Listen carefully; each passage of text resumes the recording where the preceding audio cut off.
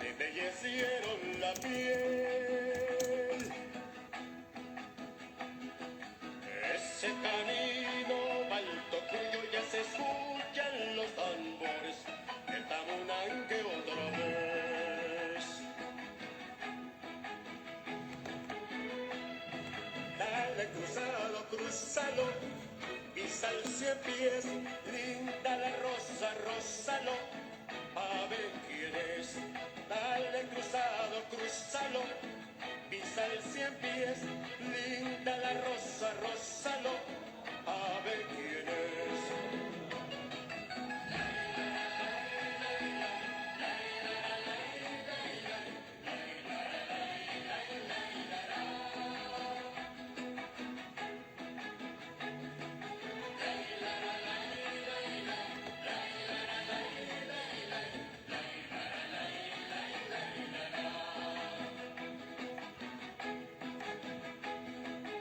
Viva tu orgullo, tus muchachas y tu música borracha, de caña clara y tambor.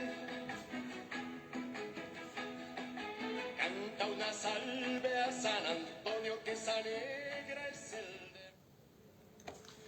Saludos, estimados amigos digitales, donde quiera que ustedes se encuentren. Reciban mi abrazo virtual, mi cariño, mi respeto y sobre todo mi agradecimiento por seguir este espacio. Mi nombre es José Ríos Lugo, soy comunicador social. Este espacio se llama En Conversación con Ríos Lugo y es una producción del portal informativo El Reporte Global. Escuchamos allí de fondo nada más y nada menos que a nuestro Ali Primera con una de sus canciones más hermosas, Caña Clara y Tambor. Ali Primera, que es del pueblo venezolano y no es de los chavistas como lo han secuestrado. Ali Primera nos pertenece a todos los venezolanos, en especial al pueblo. Bueno, esta noche voy a estar conversando con el historiador, profesor y quien ya está por allí y vamos a iniciar nuestra conversación de esta noche en tanto logremos hacer contacto con Álvaro. Cabe destacar que al día de ayer no pudimos llevar adelante esta entrevista porque se fue la luz, la energía eléctrica se fue y no pudimos entonces llevar adelante la entrevista. El día anterior, o sea, el día lunes, tampoco pudimos llevar la entrevista que habíamos iniciado con el profesor Leonardo Carvajal por la misma razón. La luz nos falló. Y por supuesto, al irse la luz, falla el internet. Estoy tratando de hacer contacto con el profesor Álvaro Toro, que está por allí pendiente. Esperemos que podamos conectarnos con él, que no tengamos mayores problemas. Yo estoy entrando ahorita a mi casa, llegando de la calle, y bueno, aquí estamos, por eso que estoy como acelerado. Buenas noches, Álvaro. ¿Cómo estás? Buenas noches, José, ¿cómo Muy estás? bien. ¿Me escuchas bien? Te escucho. Perfecto. Yo también te escucho. Ajá. Bueno, darte las buenas noches, el saludo, las gracias por participar en este programa y bueno, y comenzar de una vez a tratar materia nacional e internacional, muchas cosas que consultarte, Álvaro. Tú que eres un agudo analista político, historiador, profesor. Entonces, nos interesa mucho conocer tus impresiones sobre la Venezuela de este momento, la que estamos viviendo. Y quería comenzar, bueno, para ir por orden, primero por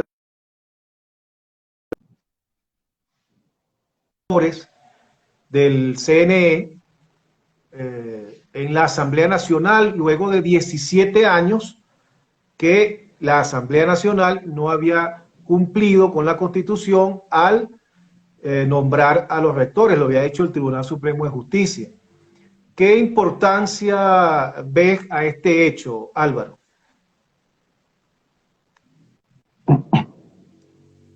Bueno, José, es ciertamente importante, pero más importante aún son las condiciones de la misma oposición. Son la disposición a participar, la conexión con sectores populares, la promoción de nuevos liderazgos, la organización para enfrentar un proceso electoral. Esas son las condiciones más importantes, porque condiciones, tenemos muchas mejores condiciones ahora, pero igual tuvimos buenas condiciones en el 2015. En el 2015 la oposición arrasó en la Asamblea Nacional y las condiciones ahora son mejores. Entonces el problema no son las condiciones. Las condiciones son una excusa de una oposición que abandonó el terreno de la política, que se fue por el terreno de la violencia y usa cuanta excusa hay. El año pasado fue que no iba a participar y la excusa que puso fue que no vino la delegación de la Unión Europea y por eso no participó. Eso no puede ser una excusa para no participar. La condición ha sido siempre una excusa que ha usado la oposición y usan cuanta excusa hay, que si hay tantos presos, que no hay condiciones, siempre hay una excusa para no participar. Entonces las condiciones, tenemos muchas mejores condiciones, esa excusa no vale, no valía antes, pero tampoco vale ahora.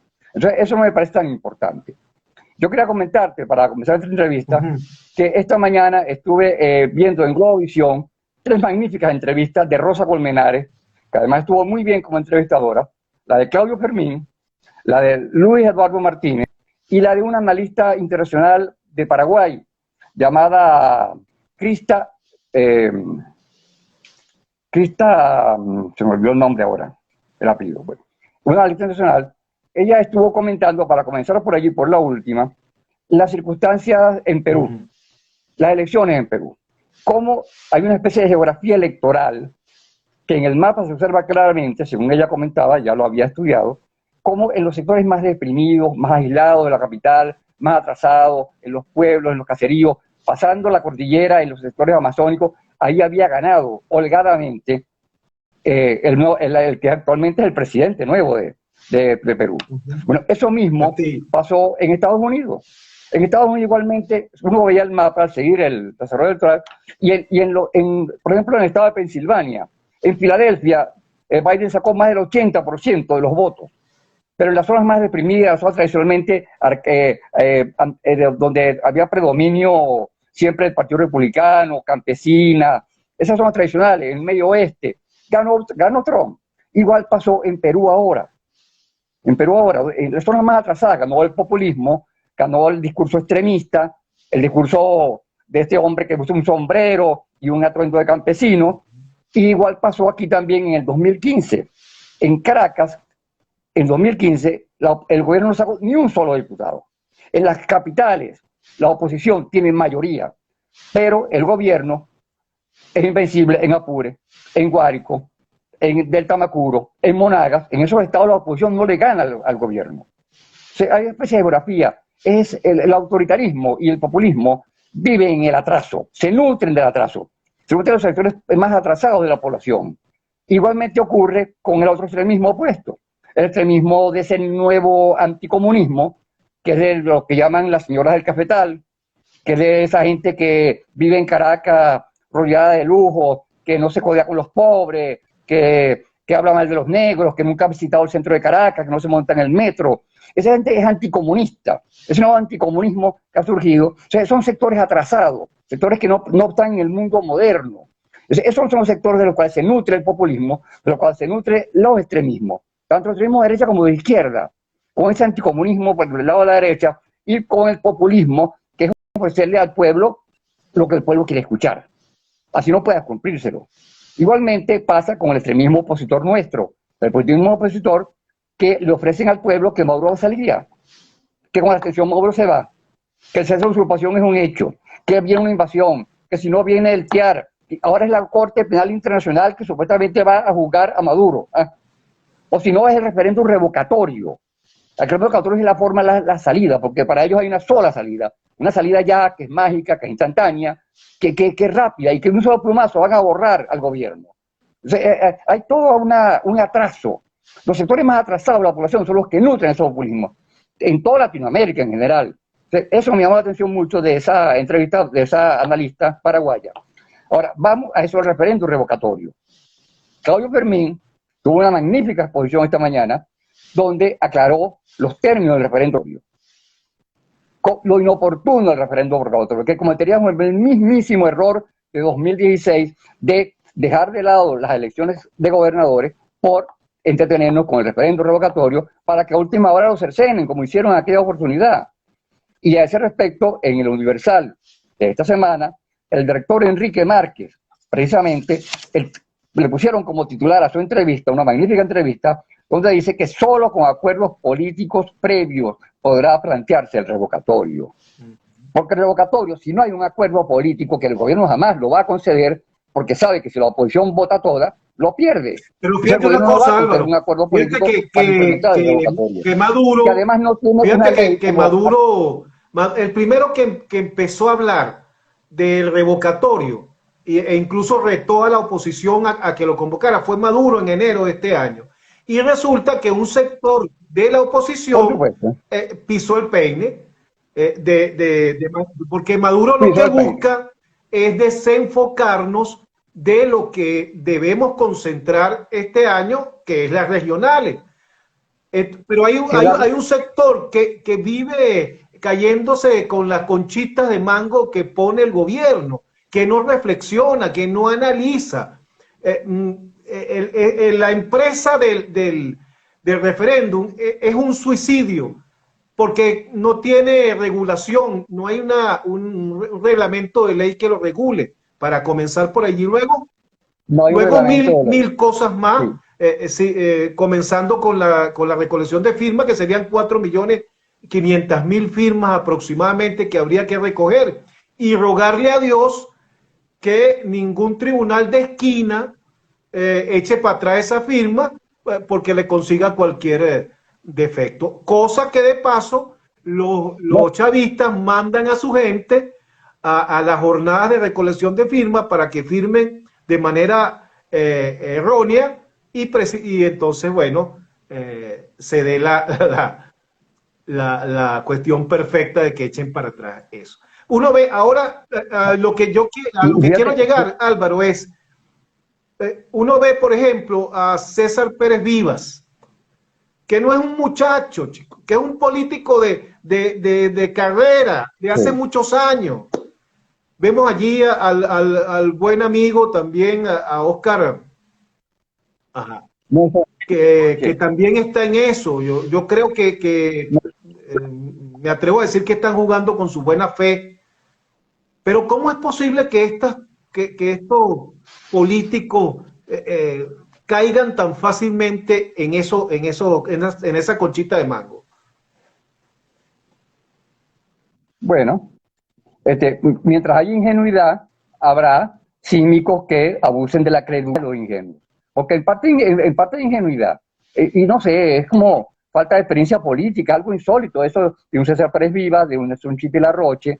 Además, Claudio Fermín esta mañana, para volver a la entrevista de esta mañana, insistía en que en el supuesto de que se recojan la firma, en el supuesto de que se apruebe el referéndum revocatorio, en el supuesto de que se haga el referéndum revocatorio y la oposición ganara el referéndum revocatorio, habría que en un mes, sacarse de la manga, del sombrero, un presidente, un candidato a presidente. ¿Qué candidato a presidente la oposición tiene? Si no lo tiene listo ahora, si está absolutamente dividida la oposición, ¿de dónde lo van a sacar? Para hacer una campaña en un mes. Es decir, todo eso es totalmente descabellado. Eso es lo que le conviene a la gafocracia, como dice nuestro amigo Carlos Hernández. Esa es la gafocracia. Es como volver a caer en el mismo error. Es el sapo que se ensarta en la misma estaca. Es decir, parece que no se olvidara que hace nada. El referéndum revocatorio fue una gran ilusión que se vino abajo, pero facilísimo, ¿no? Y como tú dices, precisamente el presidente Maduro fue el primero que puso el referéndum revocatorio en la mesa. Les puso ese peine y lo pisan, porque le encanta pisar los peines que el gobierno les pone. La campaña electoral del gobierno está desarrollando en dos frentes. Un frente es ese que ya anunciaron, que van a hacer elecciones internas, que van a hacer una gran consulta democrática, etcétera, etcétera. Es decir, van a reforzar a su gente, van a amarrar sus votos, van a buscar a todos sus jefes de calle y los van a llamar. porque tienen jefes de calle en todos los rincones del país. Sin duda, el primer partido del país. Ustedes van a hacer eso por un lado, y por otro lado es estimular la abstención. Esos son los dos ángulos de la campaña del gobierno. Eso está clarito, eso debería estar claro para todo opositor, que sin la abstención ellos no ganan. Sin la abstención ellos no ganan, sino 2 o 3 gobernaciones, las que siempre han ganado. No ganarían más. Pero es increíble que haya gente empeñada en la abstención todavía, porque hay un sector.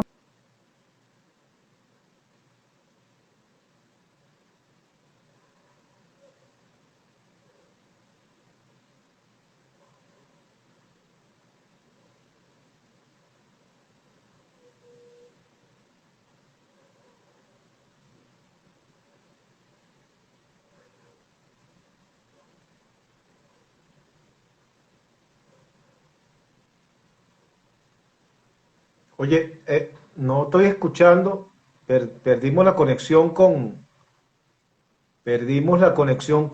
Álvaro Toro, nuestro invitado de esta noche. Vamos a intentar volver a conectarnos con Álvaro, que está muy interesante sus planteamientos, como siempre. Álvaro es un tuitero nato, muy activo en las redes y siempre nos está orientando allí. Ajá, ahí te tenemos otra vez. El problema de las redes. Ajá, aquí estamos otra Bueno, vez. la conclusión de esto es que el gobierno es mucho más hábil políticamente que esa oposición que Carlos Hernández ha llamado la gafocracia. La gafocracia. Y es lo que decía esta mañana también Luis Álvaro Martínez. ¿Qué diálogo van a hacer si ni siquiera el diálogo más importante deberá ser el diálogo en el seno de la oposición? Y el diálogo al que ellos se niegan. Ellos se niegan a dialogar con el resto de los partidos que van a elecciones. Lo llaman alacranes. Chicos, no pueden dialogar ni con los parecidos a ellos, ni con los similares, y van a dialogar con el que no es igual a ellos.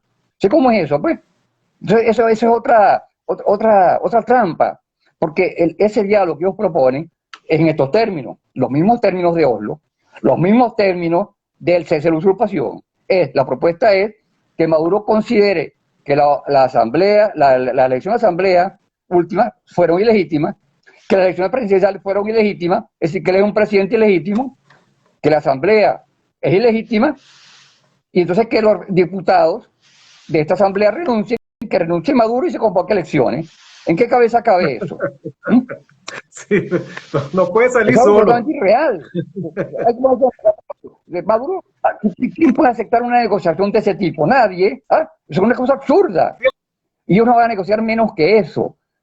Menos que eso. Además, es otra ilusión. Se había dicho que en los diálogos anteriores el gobierno había ido solo para oxigenarse, pero ahora es al revés. Ahora el que quiere oxigenarse buscando diálogo es Guaidó, porque está completamente... Y porque les jalan la oreja, porque le dijeron tienen que negociarlo. Aquí el apoyo se les está acabando. Ya casi nadie los apoya. El Grupo de Lima no existe.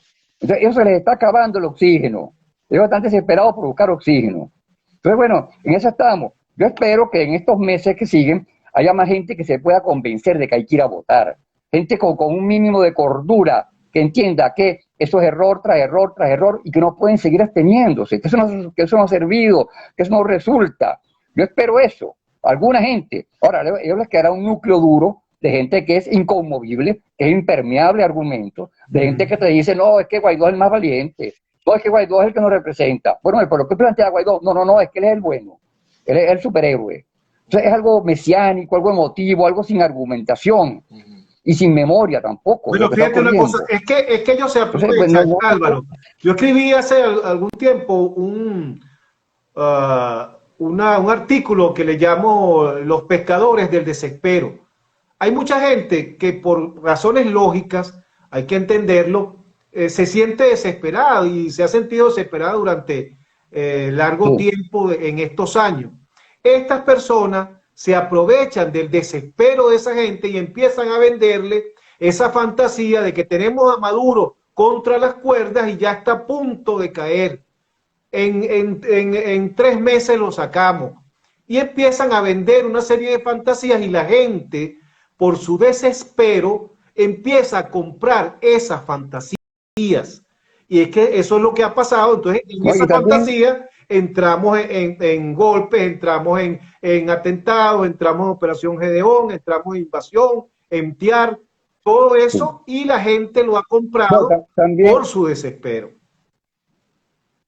También, José, que hay mucho dolor, hay mucho sufrimiento. Aquí votaron de PDVSA a un gentío, le quitaron las casas, le quitaron los carros, no les pagaron nada, lo dejaron en la calle después de años trabajando en la industria petrolera, químicos, ingenieros, gente altamente capacitada. Algunos fueron a Colombia, algunos fueron a otras partes, pero muchos quedaron en la calle, montando, vendiendo cosas en una esquina.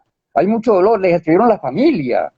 Y hay mucho dolor. Los predios que han expropiado y que han convertido en un desierto, le arruinaron la vida a una cantidad de productores agropecuarios que tenían su vida hecha, que tenían y han tenido que vender sus cosas e irse. Hay mucho dolor, hay mucho sufrimiento. Y desde el principio Chávez provocaba a la gente.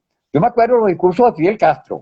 Fidel Castro tronaba contra el imperialismo, contra Wall Street, contra la oligarquía, pero Fidel Castro jamás insultaba a nadie. Todavía había algo, en esa época había algo de cordura en el discurso político, de respeto. Él no insultaba a los curas, que no hacía que había azufre bajo la sotana, jamás Fidel Castro llegó a esos extremos de decir eso, ni ningún político de esa época, nadie. Lo más era las cosas de Rómulo Betancourt, que le decía cadáver insepulto a Villalba, pero no había insultos, no había esa provocación de que te insulto para que tú me insultes, te provoco para que tú me odies. Un gobernante que busca que parte de la gente, los seguidores lo amen y sus detractores lo odien. O sea, eso fue desde el principio, ya se planteó eso de esa manera. Incluso lo hacía a propósito. O sea, ha causado mucho dolor. Pero también descubrimos, Álvaro, pero fíjate que en este tiempo hemos descubierto, Álvaro, que esa sociedad, esa clase media o parte de esa clase media que venezolana, mucha de ellas ahorita en Miami, resulta que nos engañaron durante mucho tiempo, porque en esa clase media hay mucho asco hacia los pobres, hay mucho racismo, hay mucha discriminación, y eso ha estado siempre en esa sociedad que lo camuflaba de alguna manera, y que hoy se permite sacar a los cuatro vientos ese odio, ese asco hacia los que menos tienen, y esa discriminación, ese racismo. Y lo vemos en mucha de la gente que se ha ido especialmente a Miami. Sí. Eran los que le decían tierrúo a los adecos antes, y resulta que después apoyaron a uno que creían que podían manejar, resultó mucho más tierrúo que los adecos, mucho más tierrúo le resultó. Entonces, mira, ellos mismos se pusieron la soga al cuello, esa clase media, ¿no? Y siguen siendo igualitos, no aceptan la democracia, no aceptan que los sectores de la sociedad sean iguales a ellos, no aceptan la igualdad, ellos valen más que los demás. Entonces, eso justifica el chavismo, por supuesto. Chávez creó una lucha de clases artificial que no había ese sentimiento, esa animadversión, pero no había esa lucha de clases. Lo creó como provocando, te insulto para que tú me insultes, pues. Y eso genera mucho odio. Y la gente, cuando tiene odio, no piensa, no reflexiona, no recuerda lo que pasó hace varios meses, no recuerda que se han caído todas esas falsas promesas y se empata en la nueva promesa, en la nueva fantasía que le vende este sector de oposición, que es un sector oportunista, porque sabe que hay un público, que hay una audiencia que espera oír eso, que espera un discurso de odio, que espera un discurso de confrontación, y se lo dan para ellos entonces tener relevancia política, tener ese piso político. Eso es un gran oportunismo y una gran forma de no querer solucionar nada, porque al final no quieren solucionar nada, no quieren resolver esto. Ellos están muy cómodos con su posición de estatus, porque son la verdadera oposición, acuérdate de eso. La otra es la falsa oposición, esos son los verdaderos opositores. Ustedes no negocian ni siquiera con los opositores que tienen al lado, ni siquiera negocian con Henry Falcón, por ejemplo, que es un opositor que nadie puede dudar de eso, y todo el que tenga carnet de la patria. Los empleados públicos son traidores todos. En vez de tener víctimas, los que estudian en la Bolivariana son víctimas también, están estafados. Las Fuerzas Armadas también están aprisionadas allí en un corsé. Así como pretenden ganarse a las clases medias, a los empleados públicos. Álvaro, están así, fíjate que esa gente ya mostró, y por eso también, y no quiero justificar ojo, no quiero justificar en ningún momento a los que están en el poder con las actuaciones que han tenido, pero fíjate una cosa, en el golpe del 2002, esa gente extremista, esa gente de oposición que dio el golpe de Estado en el 2002 y que ha demostrado ser autoritaria, mostró los dientes, lo que hicieron en 24 horas. En ese momento persiguieron, hicieron un desastre total. Esa es la gente que se llama, que se autodenomina democrática y que quiere llegar al poder. Y con esa gente es que el chavismo se ha enfrentado principalmente, porque saben el talante y saben con lo que viene. Entonces, por supuesto, el costo de salida de los que están en el poder para una transición, como lo dice todos los días John Magdaleno, el costo de salida es muy alto y los sectores no tratan de bajar ese costo de salida.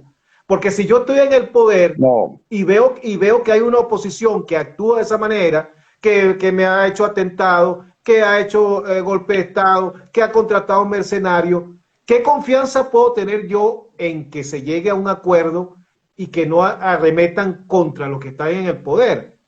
Ninguno.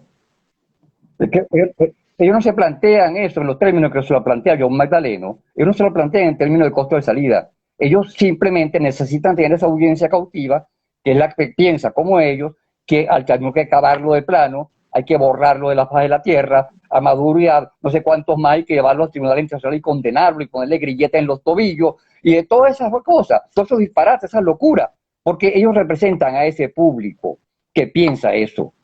Entonces ellos no van, ¿cómo va a ir Guaidó a unas elecciones o Freddy Guevara que están amagando con eso? Lo van a llamar a Alacrán.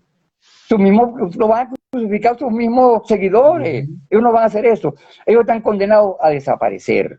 La opción democrática tiene que tener paciencia, mucha prudencia, seguir su camino, que es la ruta política, la ruta de acumular fuerza, la ruta de conquistar espacios, la ruta de dialogar, de convencer al gobierno que ni al mismo gobierno le conviene que esto siga, que al mismo gobierno le conviene tener una buena gestión, le convienen las inversiones.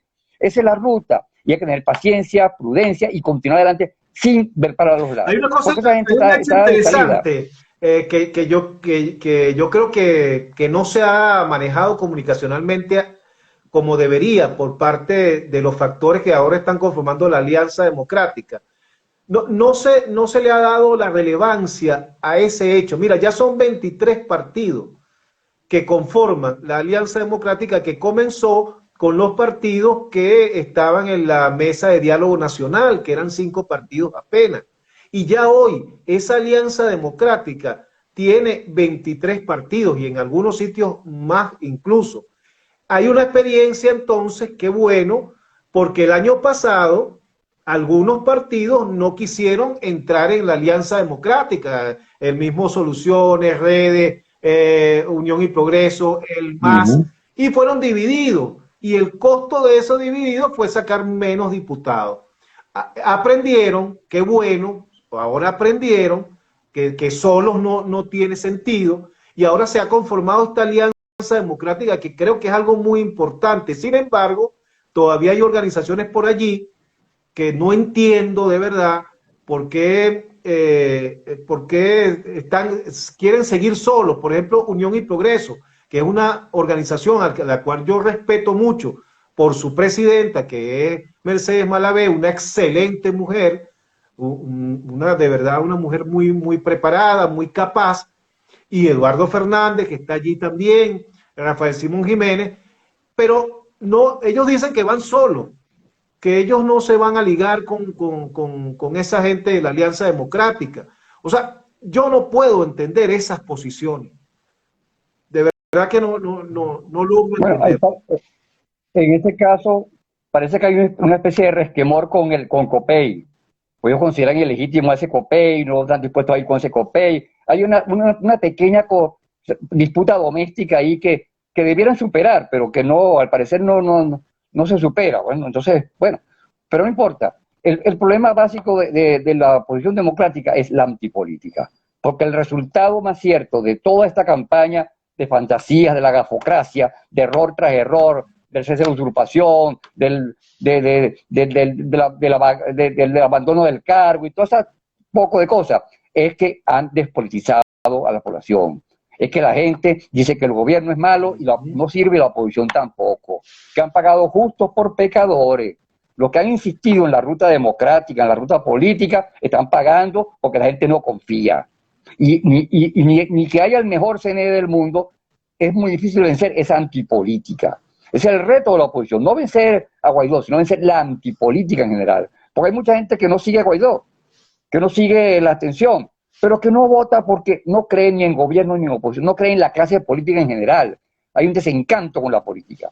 Esa ha sido la peor de las consecuencias y la única cierta de toda esa campaña de abstención, de golpe, de la ruta violenta. Ahora, hay una cosa que yo creo que debe plantearse las cosas en los términos de que hay dos rutas, la política y la violenta, no la electoral. La electoral no es una ruta. La ruta política incluye elecciones, movilizaciones, promoción del liderazgo de las bases, diálogo, negociación, incluye todas esas cosas. Las elecciones son un capítulo de la ruta política, porque la oposición real es entre la ruta política y la ruta democrática, y la ruta violenta. Es la oposición real. Es perseverar en la ruta política, acumular fuerzas, y bueno, con mucha prudencia, y buscar negociar todo lo posible. La negociación no es algo que pueda darse en base a presiones. Ahorita van a ponerle sanciones a Nicaragua. ¿Qué van a hacer los nicaragüenses? Se van a recoger, se van a trincherar, se van a radicalizar más, se van a, por supuesto, a ir a buscar a China costosa va a ir a buscarlo, a Rusia, etcétera, y las sanciones no van a lograr nada, y lo van a usar como excusa. Ya tenemos las elecciones de Cuba, pero hay mucha gente aplaudiendo que se le hagan sanciones a Nicaragua. Pero esas sanciones van a tener resultados, no lo van a tener. Entonces, seguimos en la misma dicotomía falsa, de que la ruta es violenta, que estás conmigo o estás contra mí. No podemos seguir en eso. Esa es la cosa que hay que vencer, esa dicotomía, ese pensamiento binario, en blanco y negro. Eso es difícil, pero ese es el reto de la oposición. Ahora, volviendo a las intervenciones que me gustaron mucho esta mañana, Claudio insistía, por ejemplo, y lo dice también el rector Márquez, que la Constitución no es un programa político. La Constitución son una serie de principios para desarrollar en forma de leyes. Porque el otro argumento es que el RR está en la Constitución, pero la Constitución no es un programa político. La Constitución no es que tú vas a hacer las cosas porque están en la Constitución. Aquí la Constitución, como lo decía el mismo rector Márquez, ha sido violada tanto por el gobierno como por la oposición. ¿La Constitución qué es? La Constitución es un acuerdo político que va a referéndum, una vez redactada, para que la mayoría del país la apruebe. Es decir, la Constitución representa un acuerdo político. Los artículos que están ahí significan que la mayoría de la población ha acordado respetar eso. Y esos artículos, para convertirse en leyes, tienen que gozarse del mismo acuerdo político. Una Constitución que no goza de acuerdo político, un artículo que no goza de acuerdo político, es un artículo que es papel mojado. Entonces, la lucha política no se basa en la Constitución. La Constitución es simplemente la reglamentación de una regla de juego una vez que la política ha hecho su trabajo. La política es la que cambia las cosas. La Constitución es conservadora. La función de la Constitución es conservar lo que la política ha ganado. Es decir, hay una confusión entre el derecho y la política. No se distingue, y muchos abogados, muchos académicos, profesores universitarios, caen en esa confusión, que porque lo dice la Constitución. No, la Constitución no tiene el papel de guiar la política, sino de reglamentar lo que la política ha conquistado, de ordenar los logros de la política. Es decir, la política es acción, la Constitución es conservación. Son dos cosas totalmente opuestas. El derecho no crea realidades. Aquí estamos, por ejemplo, con lo del Consejo Comunal, y a eso quería ir, los consejos comunales, las ciudades comunales, el Parlamento comunal. Eso es otro peine para la oposición, para poner a la oposición a debatir sobre eso, para poner a la oposición a echarle pestes a eso, etcétera. Eso no va a tener realidad. Aquí hay una tradición política, que son los estados, que son las ciudades, que son las alcaldías, que son nuestras formas. Esos consejos comunales no van a funcionar. De hecho, no han funcionado en la práctica. Donde hay consejos comunales son simples correas de transmisión del PSUV. Hay gente que ha intentado hacer consejos comunales y no se lo registran. Eso no va a funcionar, porque la Constitución, el derecho no crea realidades. Las realidades no se crean por decreto, se crean por el consenso de la gente, porque hay una opinión mayoritaria que dice vamos a hacerlo de esa manera, pero no porque esté en una constitución, no porque un presidente lo decrete o una asamblea incluso lo decrete. El derecho no crea realidades, el derecho conserva realidades que ya están consensuadas, que ya están, para las cuales la gente está ganada. Y aquí esos conceptos son una ficción, es tan ficción como el cese de la usurpación. Mal hace la oposición prestándole oídos a eso de los consejos comunales, las ciudades comunales, el parlamento comunal. Eso no va a darse, eso no existe, eso no va a cobrar realidad en ningún momento. Eso es otro espantapájaro del gobierno para distraer a la oposición de lo realmente esencial, que es su conexión con el pueblo, su acumulación de fuerza, y ir derecho por la ruta política y negociar los puntos que interesan. Eso es otra cuestión, otro truco del gobierno. Eso con eso a ningún lado tampoco. Así es. Álvaro, fíjate, no puede existir una verdadera democracia sin partidos políticos sólidos. Una de las cosas fundamentales Exacto. para el ejercicio democrático es contar con partidos políticos sólidos. Que representen a la gente. Exactamente. Y fíjate, nosotros hemos tenido, a mi juicio, un grave problema en todos esos últimos años, en los últimos 30 años, quizás más, últimos 40 años, de liderazgo político.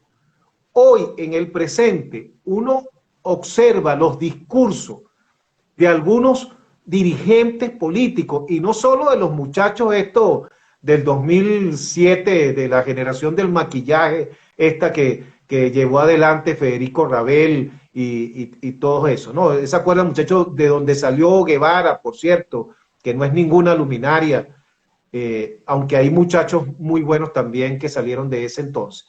Pero uno ve dirigentes de larga data con unos discursos, con unas propuestas, con unas cosas tan absurdas que uno dice, ¿dónde está el verdadero liderazgo? El liderazgo serio de este país, el liderazgo responsable, el liderazgo inteligente. ¿Dónde está ese liderazgo, Álvaro? Bueno, fíjate, yo creo que hay un problema general de nuestro tiempo, de los cambios de circunstancias que son mundiales, que hay una desconexión entre la población de una sociedad de masas, que ya no es una sociedad de clases, sino una sociedad de masas, donde la igualación ha permitido que tú te montas en el metro y te encontrar en el metro con la misma ropa, sin distinguir quién es quién, un obrero de la construcción, un empresario, un profesional, lo puedes encontrar. Antes no. Antes tú veías a alguien en la calle y ese es un obrero. El otro, ese es un empresario.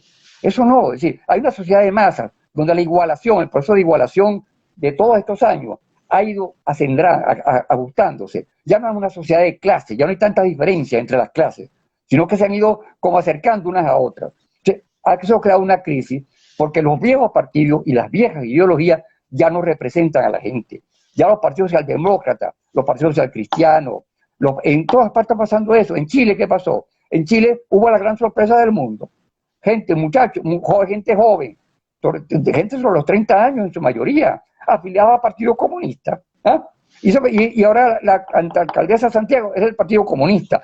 Pero ese Partido Comunista no es comunista. Tiene de comunista nada más el nombre. Así como los chinos no son comunistas, nada más tienen el nombre. Pero hay un reajuste. Tienen que crearse nuevas entidades políticas, nuevos tipos de partidos, más pragmáticos, menos ideologizados, que representen sectores sociales definidos. Si hay una desconexión que es general, no solamente venezolana, entre la gente y su representación política. Porque partido sólido significa partidos que tengan representación, que convoquen a la gente y la gente salga a respaldar a ese partido. ¿Qué pasa en Colombia, por ejemplo? Tenemos días y días de marcha callejera y ninguno de los partidos políticos ha podido controlar eso. Eso no lo controla ningún partido político. Es decir, no hay arraigo. Los partidos políticos han perdido el arraigo, el piso político que antes tuvieron. El que tuvieron AD, COPEI, la misma izquierda. Los grandes partidos comunistas de Europa, el francés, el italiano, ya no existe. Entonces, incluso hay partidos nuevos en Francia. En Francia los partidos son constantemente nuevos. Los crea cada quien para ir a unas elecciones pero ya no hay partidos tradicionales, hay un cambio de mundo. Y la dirigencia política, el liderazgo político tiene que adaptarse a ese cambio, tienen que crearse partidos nuevos, distintos, y no una cuestión de nombres nada más, sino con distintas reivindicaciones que busquen arraigar en la gente. Y eso tiene que ver también con la enorme cantidad de abstención que es mundial. Creo que en México hubo una participación que se considera muy alta de 53% de la población, y es alta. Y así Fíjate el fenómeno, Álvaro, algunos plantean que la democracia moderna se está viendo en fenómenos como, por ejemplo, el de El Salvador, el señor Bukele. ¿Qué opinión te parece Bukele? ¿Cómo lo ves? ¿Cómo observas a ese personaje? Estoy muy poco informado sobre Bukele. Estoy muy poco informado sobre Bukele, sobre el cuadro político, sobre El Salvador en general. Muy poco informado. Simplemente no, como tú decías recientemente, sobre eso no tengo opinión.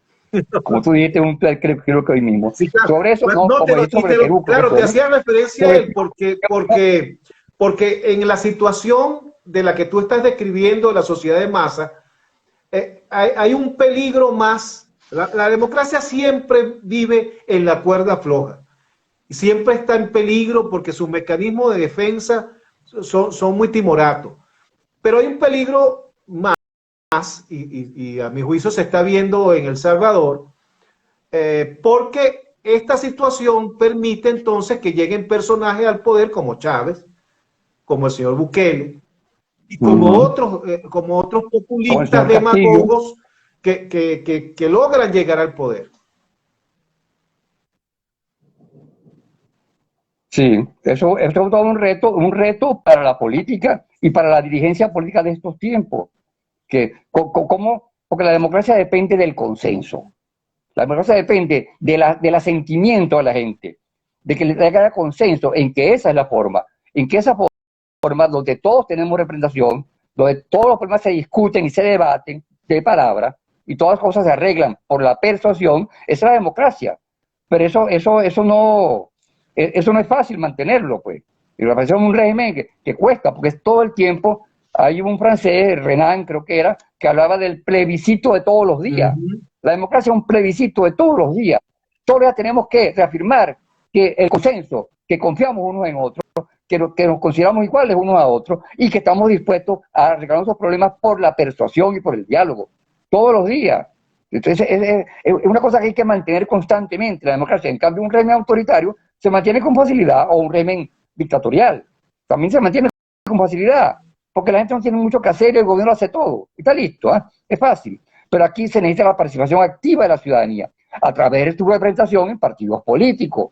Si esa participación activa de la ciudadanía representada en partidos políticos, la democracia se decae. Y entonces surgen los gobiernos autoritarios, que es lo que está ocurriendo. Esos gobiernos autoritarios que están surgiendo en todos lados, que ya no son dictaduras, que dan márgenes democráticos, que ganan elecciones, que compiten con partidos de oposición, que compiten en televisión y debaten con los opositores, ya no es una dictadura donde hay un partido.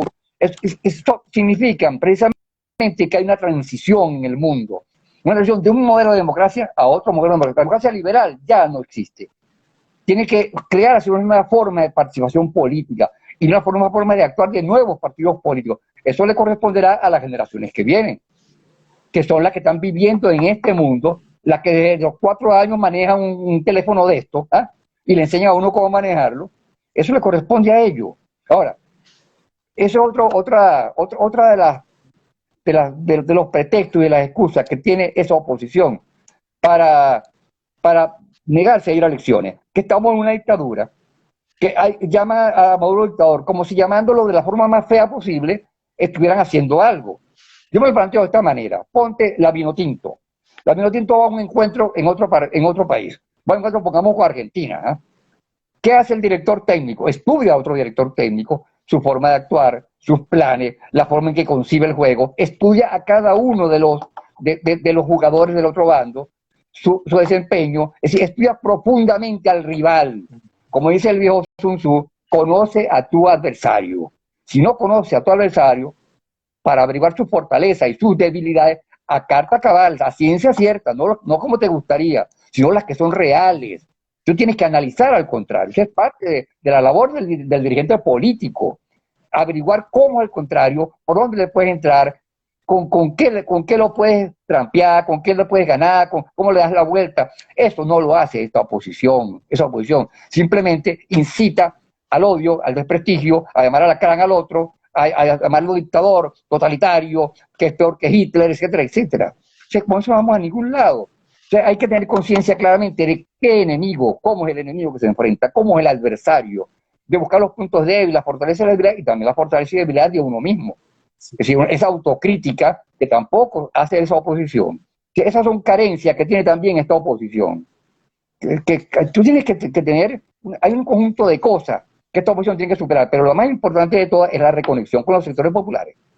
Es la más importante de todas. Y ese es un reto que es, como te digo, universal, y que nos presenta también a nosotros, porque esta oposición, Acción Democrática, tiene 11 diputados, es el partido más grande de la oposición, es el que más conexión popular tiene. Por ejemplo, tú sabes que yo, mi preferencia en la oposición están del lado de Soluciones. Yo te respaldo la oposición democrática, pero mi simpatía está más del lado de Soluciones. Soluciones no sacó. Yo esperaba sacar un diputado o dos. No sacó ni uno. Ni uno. Ellos también tienen muchas esperanzas. Cambiemos, sacó uno y de casualidad. Entonces, mira, los partidos democráticos, hay ese conjunto de partidos que forman esta unidad, pero todos son débiles. Tienen que buscar conexión, buscar promover los liderazgos populares, los liderazgos de base en los lugares donde existen. Y esta elección es una gran oportunidad para eso, para promover liderazgo en la alcaldía, concejales, líderes parroquiales, para eso. Es decir, hay una reconexión con los liderazgos populares que es fundamental para esta oposición.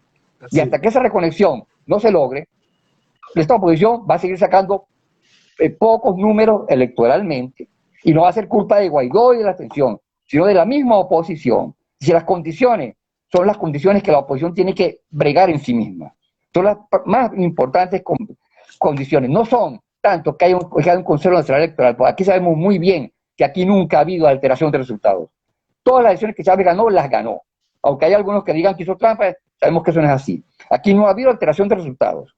Ha habido alteración de resultados en la mesa, en lugares alejados del Estado Bolívar, por ejemplo, donde no tenemos testigos, donde es fácil hacer la trampa, pero eso son minucias. Pero lo más importante es que la oposición se reconecte con los sectores populares, que la oposición recoge a ese 80% que se opone a Maduro. ¿Cómo la oposición se reconecta con ese 80%? ¿Ah? Eso es lo más importante de todo, ese es el trabajo político menudo, día a día, calle por calle, ese es el trabajo político realmente. Álvaro, una porque cosa no importante es fácil yo creo que la oposición en general no ha logrado presentarle al país una propuesta alternativa real, seria, viable, sobre todo, para llevar a Venezuela a ser un país próspero, alternativa a la que ha presentado el chavismo. ¿Dónde está el proyecto país de oposición que enamore a la ciudadanía, que despierte la esperanza en la gente? ¿Dónde está eso? Mira, José, yo creo que eso es relativo. Yo esta mañana escuchaba a esta analista política paraguaya que me gustó mucho, Krista Rivas, y ella decía que, bueno, mira, sabemos que las elecciones se ganan emocionalmente, que el voto es sobre todo emocional. Claro, tiene que presentar una propuesta de país para los sectores más pensantes, para las clases medias profesionales, para los sectores que se detienen a leer un programa. Pero la gran mayoría de la población no elige en base a un programa, sino en base al punch, a la pegada, a la garra de liderazgo, a la garra que presenta, que tiene un concejal, por ejemplo. Aquí tenemos, en los municipios de Caracas, tenemos en Baruta, en Chacao, en El Hatillo y en Los Alias, tenemos los alcaldes que son combativos, que son buenos, que se identifican con la población, que tienen arraigo en la población y que van a repetir, que van a seguir siendo alcaldes, porque hay una identificación con el pueblo. O sea, es algo que tiene que ver mucho con las características personales de los líderes, con un líder que se la juega, que está en el barrio, que hace lo que hacía Capriles. Capriles recorrió todo el país 2 veces. Capriles es muy conocido en los sectores populares y tiene muchos seguidores. La cosa es que él, a la hora chiquitica, titubea y a veces coge para acá y coge para allá, pero él tenía ese arraigo, él lo tiene. Es decir, Capriles sigue siendo hoy en día, a la hora de una elección presidencial, el mejor candidato de la oposición, sin duda. Así uno lo pueda criticar, que echa para atrás, echa para adelante, lo que sea.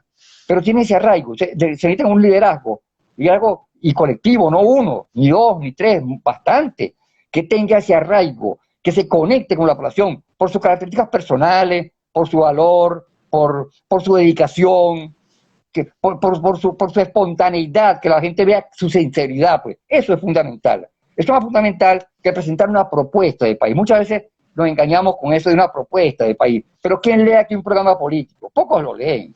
Eso para ciertos sectores. Eso lo puede presentar a Fede Cámara, por ejemplo, para buscar su concurso, a los sectores universitarios, a los sectores, a los gremios, a los colegios profesionales. A esa gente les presenta una propuesta y la puede debatir con ellos, pero la mayoría de la población no te va a elegir por propuesta que le presentes, sino por una actitud personal, por una cosa que ve en el corazón de la persona.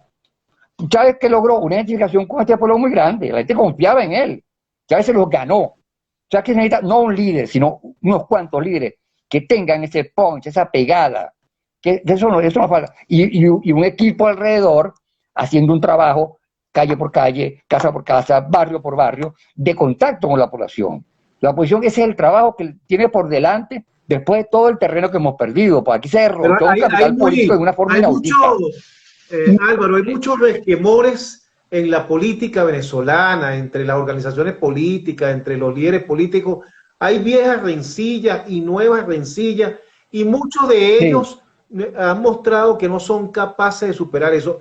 Lo estamos viendo en el mismo caso de Unión y Progreso y COPEI. Pues bueno, ahí hay una rencilla, con razón o sin razón, yo no sé quién tendrá la razón, quién no la tiene, pero oye, tienen que trascender a eso, por Dios, porque primero está el país. Entonces, una de las cosas que uno observa en la política venezolana y en los líderes es que no son capaces de trascender a sus viejas rencillas, y eso dificulta que se llegue a los consensos necesarios. Por eso digo que este hecho de la Alianza Democrática es algo que hay que resaltar muchísimo, porque se ha logrado, a pesar de esas rencillas, a pesar de esas heridas que están allí, se ha logrado un paso importante, y ya son 23 partidos, repito, que están en esa Alianza Democrática. Eso es importante. Bueno, mira, aquí hay pequeños fenómenos, como por ejemplo, Primero Venezuela. Primero Venezuela es la gente que se le amotinó a Primero Justicia, que le dividió la asamblea en enero, cuando iban a elegir nuevamente una nueva directiva, se la dividió a Guaidó y formaron tienda aparte, y son Primero Venezuela, y sacaron 2 diputados, Brito y Parra, sacaron 2 diputados, más que otro partido, más que Avanzada Progresista, que tiene más tiempo en la política, que líderes experimentados. Eso es algo, esos pequeños fenómenos. ¿Por qué? Porque tienen arraigo en Yaracuy, arraigo en Anzoátegui. Brito Anzoátegui tiene sus votos, Parra tiene sus votos en Yaracuy, tienen un arraigo popular, son activistas populares, no están por allá en unas nubes en el extranjero esperando que venga alguien y con una política mediática. No, ellos trabajaron, se ganaron sus diputaciones, tienen 2 diputaciones. Yo veía a uno de ellos en estos días en una entrevista con Kiko, uno negro, no me acuerdo del él es precandidato para Miranda, para la gobernación de Miranda. Bueno, él es de Santa Teresa. Él dice él decía que él estuvo ante Avanzado Progresista, lo decía un poco en chanza, pero que él se fue allí porque allá había muchos caciques y pocos indios, y él estaba muy a gusto en Primero. Él decía eso, sin ánimo de eso lo dice él, no lo digo yo, pero él decía eso de Avanzada Progresista, por ejemplo, a ese tipo de cosas que tú te refieres, que son pequeñas cuestiones que no funcionan en los partidos, que hay que superar, pequeñas rencillas dentro de los mismos partidos entre unos y otros, no sé, descuido, que de pronto tienes una zona donde tienes un buen trabajo y de pronto lo abandonas. Álvaro, los partidos de hoy día se han convertido en club de amigos y enemigos allí dentro, o en compañías anónimas de tal persona. La compañía lamentablemente. anónima de Sí, Borges, por ejemplo, Primero Justicia. sí. Eh, eso es lo que tenemos en cuanto a partidos políticos hoy. Sí, y estos partidos políticos tienen que reforzarse, convertirse en auténticos partidos políticos, buscar a la gente, meterse en las comunidades, promover liderazgos que los hay. En toda comunidad hay líderes naturales. Siempre, en todo barrio hay alguien que se ocupa de las cosas cuando nadie se ocupa. En todas partes surgen líderes populares. Esos líderes populares hay que destaparlos, promoverlos, incorporarlos, ofrecerles una concejalía para que vayan haciendo carrera política. Esa es la función de los partidos. La promoción de líderes, la educación de líderes, que el líder pueda ser concejal, después pueda hacer aspirar a una alcaldía y eventualmente llega a ser diputado a nivel nacional. Aquí tenemos gente muy buena, por ejemplo, Angelita Mayo, esta niña que la secretaria juvenil de Acción Democrática, son una maravilla. Tú lo oyes hablar y bueno, coño, es una tremenda líder, un pichón de líder. Bueno, la Acción Democrática de Bernabé, coño, es un partido que está funcionando y que debe ser modelo para los demás, porque hay que dar la tradición de AD. La gran escuela política de AD está viva todavía. Angelita Mayo iba de segunda en las listas, de segunda, una jovencita, una muchachita. Entonces, ese tipo de cosas es la que tienen que hacer los partidos, promover el nuevo liderazgo, dejar la rencilla, tratarse bien, dejar la ofensa. Esas pequeñas menudas disputas domésticas tienen que eliminar y concentrarse en el trabajo político, que es en las calles, en las plazas, en los barrios, en el mercado. Yo Eso es recuerdo, lo que fíjate, la yo oposición tiene que recuerdo hacer. mucho, Al menos Álvaro, porque sacarlo del paro. lo viví como reportero de calle.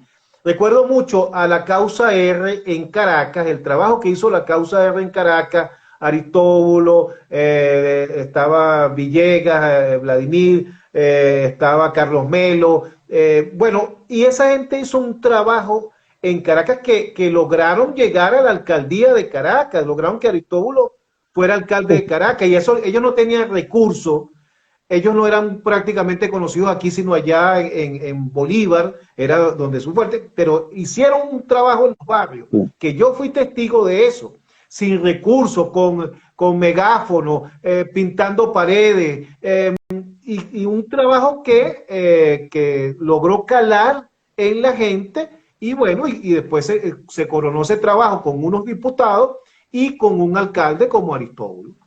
Ahora, los partidos tienen que Y fue un volver a ese fenómeno ejercicio. político. Bueno, te cuento, yo sé eso de primera mano. Yo muy joven me incorporé al MAS, voté en las primeras elecciones, cuando voté por José Vicente Rangel, cuando el MAS, primeras elecciones que fue, a los 2 años, 3 años me desencanté del MAS y me fui a la causa R. Trabajé con Alfredo Maneiro, estaba en Guayana cuando ganamos el sindicato de Sutis, y que eso sorprendió al país porque era un trabajo de base. Yo me acuerdo mucho, una vez que el MAS estaba decayendo en Guayana y el MIR estaba ascendiendo. Pues donde el MAS decaía, en las universidades, el MIR ascendía. Si la gente confiaba en el MAS, empezaba a confiar en el MIR, que era como un MAS de relevo. Pues. Entonces, allá el MIR, en los portones de Alcázar, tenían una pancarta enorme donde ponían todas las cosas que ofrecían, maternidad, botas, seguro contra no sé qué cosa, transporte, bueno, todos los beneficios económicos que ellos prometían. Nosotros andábamos en un carro, dando vueltas con un megáfono y decíamos, la causa R no propone nada, Matancero. Matancero no propone nada, lo único que propone es lucha, lo único que propone es hacer la democracia, es que haya delegados departamentales, uno por cada 100 trabajadores, que no lo hay, el sindicato flota en el aire. Hay una cúpula sindical y entre la cúpula sindical y la base no hay nada. Tiene que haber una asamblea de delegados departamentales que está en la ley, de un delegado por cada 100 trabajadores. Eso es lo único que la Cosa le propone. La Cosa no propone nada, sino lucha. Y con eso se ganó la elección en Alcázar, con esa oferta, porque había también un obrero combativo y había un trabajo tenaz, laborioso. El trabajo de la Causa R comenzó en Guayana con la seguridad industrial. La primera que fue la causa R, allá elecciones en Guayana, el grupo Matancero, se sacó uno solo, de los 9 de la Junta se sacó uno solo, que era Tello Benítez. Y Tello Benítez salió allí porque él insistía todo el tiempo en la seguridad industrial, los cascos, las botas, en los seguros, no sé qué más. Y ese tipo de insistencia en las cosas que no eran materiales, sino la organización de las bases, en la seguridad, en la solidaridad entre los compañeros, en la unidad, esa era la política, la causa, una política que no atendía a lo material, no ofrecía beneficios salariales, ni ofrecía primas, ni ofrecía nada de esas cosas. Ese fenómeno, trabajar con las uñas, eso fue el ascendiente de la causa R. Y eso fue el planteamiento de Alfredo Maneiro. En esa época Alfredo Maneiro decía, no vamos a existir sino en los lugares donde haya movimiento popular. Y allá vamos a ir al encuentro del movimiento popular y a extraer a ellos líderes y proyectar esos líderes. Pero ese lugar, en ese movimiento popular, van a hacer lo que ellos decidan. Aquí no hay una dirección, aquí no hay un comité central, aquí no hay nada de eso, sino que vamos a ir al encuentro de ellos, simplemente. Y nos llegamos a existir en los lugares donde no haya movimiento popular. Hoy no queda, Sí, hoy no queda, lamentablemente hoy no queda ni la sombra, ni la sombra queda de esa causa R, Álvaro. Del principio dependió casi que exclusivamente del movimiento de base. Esa canción crecía en la medida que crecían los conflictos, en la medida que crecían los movimientos en los lugares. Crecía el movimiento de la universidad, allí estaba la causa R y agrega. Pero dependió exclusivamente, ligó su suerte, ese liderazgo, que era pequeño, Alfredo Maneiro y un grupo muy pequeño de gente que se separó del PCB, ligó su suerte a la suerte del movimiento popular. Totalmente ligado al movimiento popular. No se convirtieron en un partido, una élite que después de estar constituida llamaba a la gente a que se uniera a ese no, sino que era buscar a la gente. Eso fue el gran éxito de la causa R, que fue un fenómeno político en su época. Ese hábito, se creó un hábito político, unas costumbres políticas, una forma de ser, de actuar, de plantear las cosas, hasta de escribir, para actuar en política. Una cosa, fíjate los contrastes. Y en contraste a eso, Álvaro, tenemos un partido político más reciente que nació fue de un programa de televisión. Sí, entonces, de un programa de televisión. Entonces tú dices, bueno, entonces eso nos lleva a entender un poco por qué estamos en donde estamos en este momento. Álvaro, nos quedan 3 minuticos por allí y antes de finalizar el programa, quisiera que nos plantearas cuál, a tu juicio, debería ser los pasos a seguir, si es que se lo puedes describir de esa manera, de la oposición democrática en los próximos, de aquí en adelante, en consecución de lograr esos espacios de poder. Hoy estamos concentrados este año en las regionales, evidentemente, pero hay mucho trabajo por hacer. ¿Cuál debe ser el papel de la oposición en Venezuela en este momento? ¿Cuál debería ser ese papel? Bueno, lo que ya está haciendo y lo que está planteado, la reinstitucionalización de esos espacios, que el Consejo Municipal sirva a la localidad donde está, que el alcalde sirva a la localidad donde está, que haya conexión entre la población y su alcalde, entre la población y su consejo. Eso es la reinstitucionalización. Claro, lo primero que tienen que reinstitucionalizarse son los propios partidos políticos, que es lo que te vengo diciendo. Los partidos políticos no están institucionalizados. Ellos tienen que reinstitucionalizar primero, pero al mismo tiempo hay que ir reinstitucionalizando esos organismos, esas instituciones, las alcaldías, los consejos, las gobernaciones. Hay que negociar que se dejen de esa tontería de estar poniendo protectores, ¿verdad? Eso es un signo de debilidad, más un signo de fortaleza, un signo de debilidad. Es una cosa que da risa, ¿verdad? Que es una comiquita, que eso no contribuye al beneficio del país. Eso hay que negociarlo. Hay muchas cosas menudas que negociar y hay que negociar cosas en beneficio del pueblo. Hay que negociar el cese de las sanciones. Hay que acompañar al gobierno en ese reclamo del cese de las sanciones. Hay que también negociar que haya inversiones. Hay que acompañar al gobierno también y estimular al gobierno a que en serio se lo tome, a que en serio se decida a abrir la puerta para las inversiones, a que se devuelvan las fincas como se ha planteado. Las fincas y los gatos hay que devolverlas. Está haciendo, Álvaro, está haciendo blasfemo, está cayendo en herejía, está hablando de acompañar al gobierno. Eso es blasfemia, eso es herejía. ¿Cómo puede decir que hay que acompañar al gobierno? Eso es herejía, porque eso... Claro, entonces, porque para ellos no, para ellos hay que crear un desastre, crear una situación ingobernable, ¿ah? Destruir todo, más lo que el gobierno ha destruido, para que Maduro entonces así caiga. Eso, ¿cómo va a ser posible? Es una locura, es una demencia. Pero esa demencia está pasando. Esa gente va a salida.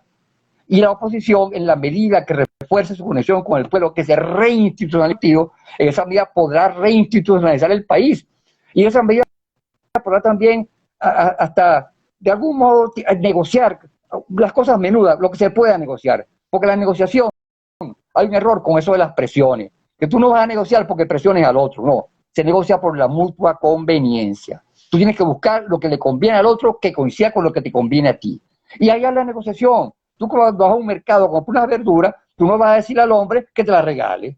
No vas a amenazarlo, a hacer una presión, te va a acusar con la alcaldía, si tú me la vendes a la mitad de precio. No vas a hacer eso, porque no vas a lograr nada. Tienes que buscar la mutua como un precio que para él sea conveniente y que para tu bolsillo también sea conveniente. Y tú puedes regatear. Hay viejitas que llegan y le lloran un poquito al vendedor de verduras y logran que el vendedor de verduras se la rebaje. Son hábiles. Tú tienes que negociar en base a la mutua conveniencia. Tú no puedes pedirle al verdurero que te venda la verdura a precio de costo. No puede, pues no te la... Él tiene que ganar algo, que son los costos de salida, los que habla John Magdaleno. Esa oposición no entiende de eso. Esta negociación es en base a la mutua conveniencia y al mutuo reconocimiento. Sin eso no hay negociación. Yo creo que la oposición va encaminada por donde tiene que ir, pero tiene que reinstitucionalizarse a sí misma. Y creo que también hay mucha conciencia de eso. Entonces, la cosa es seguir con prudencia, con paciencia, con tenacidad por la ruta de la política, acumulando fuerza, evitando los conflictos, evitando la conflagración. Ir a la calle a manifestar, sí, pero evitando caer en provocaciones y evitando provocar a la Guardia Nacional, porque con esto no logramos nada, logramos más muchachos muertos. Eso es lo que vamos a lograr. Tenemos que buscar el beneficio del país en general, no el de nosotros, ni el del gobierno, ni el de nadie. Eso es, pues. Es sencillo.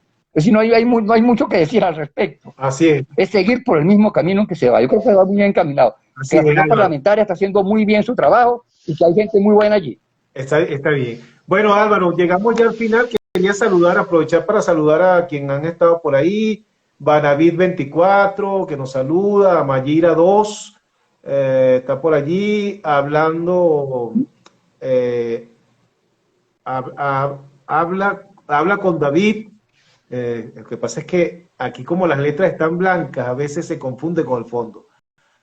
Él dice por aquí: un fuerte saludo a todos los organizadores del Reporte Global. Muchas gracias, amigo, hablando con David.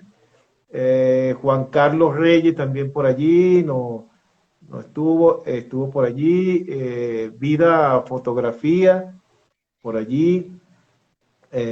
Bueno, Gómez Celis, varios seguidores el día de hoy. Álvaro, te doy las gracias por esta conversación de esta noche y bueno, nada, vamos a estar siguiendo paso a paso la política venezolana y con la esperanza de que vayamos avanzando, así sea poco a poco, pero que haya avances importantes. Eso, yo creo que de eso se trata. Saludos, Álvaro, buenas noches te damos.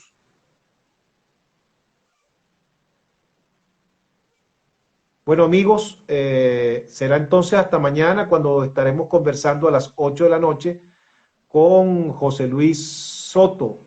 Vamos a estar hablando de las emociones, vamos a estar hablando de los sentimientos. Un programa bien interesante para mañana a las 8 de la noche que les invito a que nos sigan mañana. Gracias por participar, por estar allí, a Rubén Cárdenas por allí, a Carmen también por allí, y bueno, será hasta mañana entonces que nos veamos. A Omar Salazar también lo saludamos por allí. Buenas noches a todos, mañana a las 8 de la noche estaremos nuevamente en este espacio si la energía eléctrica no nos abandona y el internet se porta bien. Esperemos que sí.